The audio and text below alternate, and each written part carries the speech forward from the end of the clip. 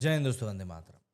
जब एक ही मूवी में अक्षय कुमार मौजूद हों, विष्णु मौजूद हों और सबसे बड़ी बात प्रभास जैसा एक्टर मौजूद हो, तब आप उम्मीद यही करेंगे कि यार ये मूवी तो बिल्कुल तोड़ू फोड़ू होने वाली है। डिस्पाइट कि प्रभास जैसे एक्टर का यहाँ पर एक कैमियो है, लेकिन फिर भी प्रभास की मौजूदगी प्रभास की होती है यार। मतलब प्रभास एक ऐसा एक्टर है जिसको कि आप लार्जर देन लाइफ अगर दिखाओगे तो लोग मानेंगे।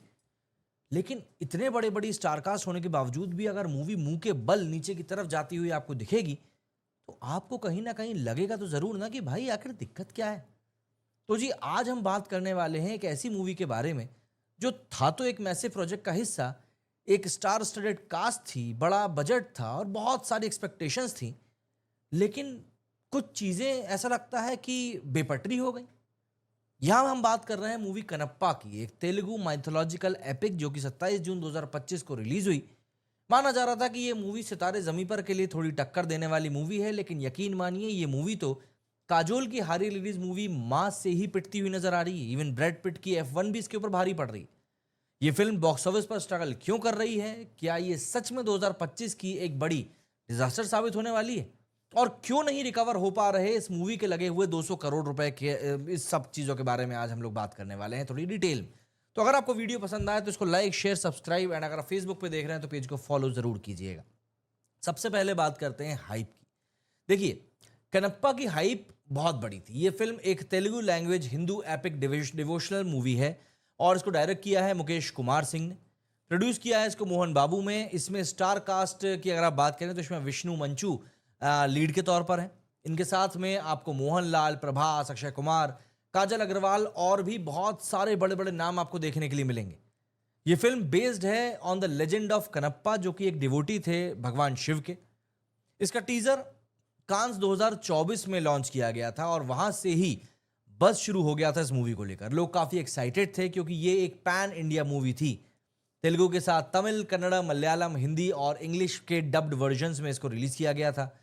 स्क्रीन्स की बात करें तो करीब 5250 स्क्रीन्स इसको वर्ल्ड वाइड मिली थी और सिर्फ इंडिया में इसको 4000 स्क्रीन्स मिली थी। बजट की बात करें तो रिपोर्ट्स के मुताबिक इसका बजट करीब 200 करोड़ रुपए का था। तो जाहिर सी बात है, अब इतने बड़े स्केल, इतने बड़ी स्टार कास्ट, तो एक्सपेक्टेशंस तो स्काई हाई होंगी। लेकिन ये मूवी बॉक्स ऑफिस पर जिस तरीके से मुंह के बल गिरी है वो लोगों को समझ में नहीं आ रहा है। देखिए, नंबर्स की अगर हम लोग बात करें तो बॉक्स ऑफिस जो है उसके नंबर्स कभी झूठ नहीं बोलते।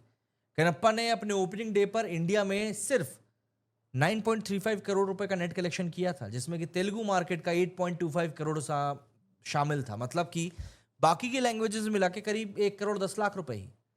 वर्ल्ड वाइड ग्रॉस की बात करें तो 16.25 करोड़ रुपए आप मान लीजिए डे वन को। डिसेंट ओपनिंग थी। 200 करोड़ के बजट की मैं भी बात भी नहीं कर रहा। आप ये कह सकते हैं कि 2025 की 8th हाईएस्ट ओपनिंग मूवी थी और तेलुगु फिल्म्स की। लेकिन एक 200 करोड़ बजट की मूवी के लिए ये एक बहुत छोटी ओपनिंग थी। दूसरे दिन की बात करें तो कलेक्शंस और गिर गए। 4.25 करोड़ रुपए इंडिया में निकाले इस मूवी ने और डे 3 तक तो ओपनिंग वीकेंड का टोटल सिर्फ 23.75 करोड़ था। यानी बजट की सिर्फ 12% की रिकवरी। डे 4 मतलब कि मंडे को तो ये फिल्म बिल्कुल मुंह के बल गिरी। 73% fall from Friday and day 5 collection जो है वो अराउंड 1-2 करोड़ के आसपास। मतलब अब तक 5 दिनों में टोटल इंडिया में इस मूवी का जो नेट कलेक्शन है वो इतना बुरा है कि आपको सुन के भी मतलब थोड़ा सा तो क्या बहुत अच्छा खासा बुरा लग सकता है। मैं बता ही देता हूँ आपको। 5 दिनों में इस मूवी का जो टोटल कलेक्शन है वो 27.5 करोड़ रुपीज़ है। ग्रॉस की बात करूँ तो इंडिया में 32.3 करोड़ रुपीज़ है and world wide 37 crore rupees.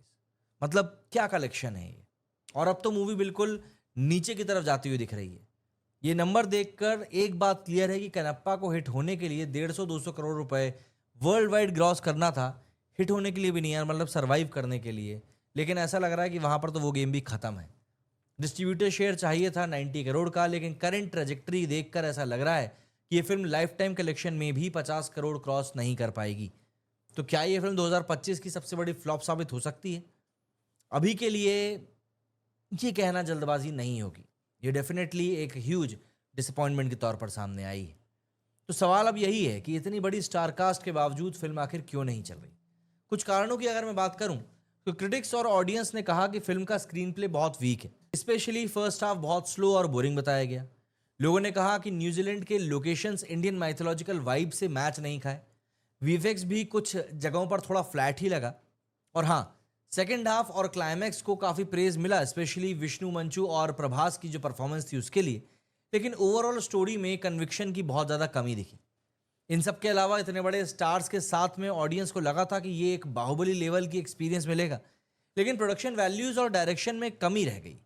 Fans ने कहा कि मोहनलाल, अक्षय कुमार और प्रभास के कैमियोज शानदार थे, लेकिन उनका स्क्रीन टाइम बहुत लिमिटेड था, जो कि ऑडियंस के लिए एक थोड़ा डिसअपॉइंटिंग फैक्टर भी रहा। इसके अलावा 2025 में ऑलरेडी बहुत सारी बिग रिलीज हो चुकी हैं।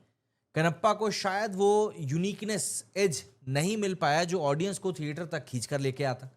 प्लस माइथोलॉजी बेस्ड फिल्म्स को मॉडर्न ऑडियंस के साथ कनेक्ट करना चैलेंजिंग होता है अगर एग्जीक्यूशन परफेक्ट ना हो। तो ये हम लोग ऑलरेडी ब्रह्मास्त्र के टाइम पर देख चुके हैं। इसके अलावा विष्णु मंचू ने खुद फिल्म को कमीशन बेसिस पर रिलीज किया है, कोई डिस्ट्रीब्यूटर नहीं लिया ऑन आउटराइट बेसिस। ये एक बड़ा रिस्क था, और अब जब कलेक्शन लो है तो ये रिस्क बैकफायर करता साफ तौर पर दिखाई दे रहा है। तो ऐसे में बात ये है, सवाल ये है कि क्या कनप्पा अपना बजट रिकवर कर पाएगी। देखिए, ऑनेस्टली ये काफ़ी मुश्किल लग रहा है। 200 करोड़ का बजट के अगेंस्ट में फिल्म अभी तक 32 करोड़ रुपए ग्रॉस कलेक्शन निकाल पाई है वर्ल्ड वाइड, वो भी 5 दिनों के बाद। अगर ये ट्रेंड कंटिन्यू रहा तो लाइफ टाइम कलेक्शन 50 करोड़ के पार जाना भी बहुत मुश्किल लग रहा है। तो ऐसे में ये बहुत बड़ा और मैसिव लॉस की तरफ जा रही है। हाँ, OTT release on platforms like Disney plus, Hotstar शायद कुछ रेवेन्यू जनरेट कर सकते हैं, लेकिन थिएट्रिकल रन के लिए लगता है गेम ऑलमोस्ट खत्म है। यह film 9th highest grossing Telugu film 2025 बन चुकी है, लेकिन ये माइलस्टोन भी काफ़ी हद तक डिसअपॉइंटमेंट लेकर ही आया है इतने बड़े बजट के साथ में। दोस्तों, कनप्पा के साथ हालांकि माँ भी रिलीज हुई थी काजोल की, जो कि शैतान यूनिवर्स की मूवी बताई जा रही है। तो अगर हम यहाँ पर शैतान की और माँ की कलेक्शन की ही बात करें तो इस मूवी ने काफ़ी अच्छा कलेक्शन निकाला है, जबकि सिर्फ काजोल के दम पर यह मूवी चल रही थी और शैतान का लिंक यहाँ पर दिया गया था।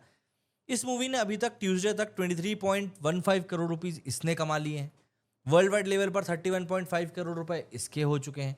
तो यहाँ पर ये कहना गलत नहीं है कि माँ is doing much better than Kannappa. Occupancy भी इसकी काफ़ी अच्छी जा रही है, 23.63% की इसकी ऑक्यूपेंसी जा रही है। कनप्पा की अगर मैं आपको ऑक्यूपेंसी बताऊं तो सिर्फ 14% की ऑक्यूपेंसी जा रही है इसकी 5वें दिन की। तो यहाँ पर कहीं ना कहीं मेकर्स के साथ कुछ ना कुछ तो गड़बड़ हुई है, आप इसको डिनाई नहीं कर सकते। विष्णु मंचू ने खुद ही इस कहानी को लिखा भी था, तो एक वो भी बड़ा फैक्टर उनके साथ में जुड़ा हुआ था, काफ़ी इमोशनली कनेक्टेड थे वो इस मूवी के साथ में। बट इन सब चीज़ों के बीच में जब इस तरह की रिपोर्ट्स निकलकर सामने आती हैं कि आपका काम सही तरीके से नहीं हो पाया, तो ये एक बहुत बड़ा डिसअपॉइंटमेंट फैक्टर बन जाता है। अब आप मुझे बताइए कि भाई, अगर आपने ये मूवी देखी है, वैसे तो बहुत कम लोगों ने देखी है, पर फिर भी अगर आपने ये मूवी देखी है तो आपको ये कैसी लगी, क्या आपकी रिपोर्ट है इसको लेकर। क्योंकि कनप्पा का बॉक्स ऑफिस एनालिसिस बहुत अच्छा दिया जा रहा था शुरुआत में। एक स्टार स्टडेड फिल्म जो कि अपनी पोटेंशियल को मैच ही नहीं कर पाई है, मतलब ये काफ़ी सारे सवाल खड़ी करती है। क्या वजह हो सकती है इसके स्ट्रगल के पीछे? कमेंट सेक्शन में आप अपना ओपिनियन ज़रूर बताइएगा। और अगर ये वीडियो आपको पसंद आया है तो आपको लाइक, शेयर एंड सब्सक्राइब करना है, मैं आपको बता ही चुका हूँ। तो जल्दी जल्दी ही मिलते हैं एक अगले वीडियो में। तब तक के लिए keep watching movies and stay फिल्मी।